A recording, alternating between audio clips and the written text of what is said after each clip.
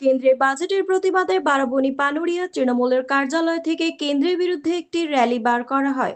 মূলত কয়েকদিন আগে কেন্দ্র সরকার থেকে বাজেট পেশ করা হয়েছে 2024, তাতে পশ্চিমবঙ্গকে বঞ্চিত করা হয়েছে, যেখানে অন্যান্য রাজ্যকে অনেক কিছুই দেওয়া হয়েছে।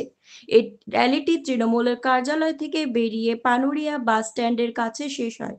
উপস্থিত ছিলেন বারাবণী তৃণমূলের সভাপতি অসিত সিংহ, সহসভাপতি কেশব রাউত, বিশ্বজিৎ সিংহ সহ দলীয় কর্মীরা। আবাস বন্ধ করে দেওয়া হচ্ছে, আমাদের যে জিএসটি বাবদ ট্যাক্স কেটে নেওয়া যায় সেই ট্যাক্স বন্ধ করে দিয়েছে আমাদের পোনা, এবং পত্র কি দেখতে পেয়েছি অন্য স্টেটে বেশি করে প্রদান করেছে। বাংলার মানুষকে বরাবরই বিজেপি বিভক্ত সহ আচরণ করে তাই আবার দেখিয়ে দিল। অনেকেই এসেছে, কিন্তু কেন্দ্রীয় সরকার যেভাবে পশ্চিমবঙ্গকে বঞ্চনা করে চলেছে, শুধু এবার নয়, যখন থেকে মোদী গভর্নমেন্ট 2014 সাল থেকে দিল্লির গদিতে বসেছে, তখন থেকে কিভাবে পশ্চিমবঙ্গকে জব্দ করা যায়, সিবিআই, ইডি, ইনকাম ট্যাক্স দিয়ে প্রথমে চেষ্টা করেছিল, যখন সেটা দিয়ে পাচ্ছে না, তখন তারা বাংলা আবাস যোজনা বন্ধ, পশ্চিমবঙ্গে যত কেন্দ্রীয় প্রকল্প সব তারা বন্ধ করে দিয়েছে, 100 দিনের টাকা বন্ধ করে দিয়েছে।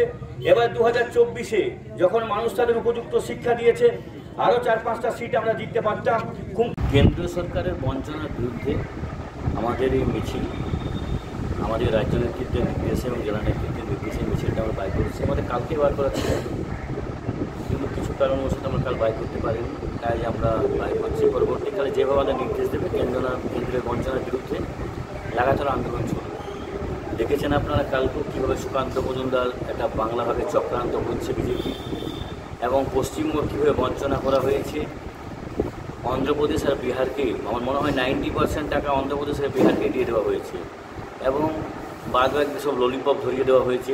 এই বাজেট আমার মনে হয় ভারতবর্ষের ইতিহাসে একবারে সবচেয়ে জঘন্যতম বাজেট। দাদা, এরকম কেন হলো?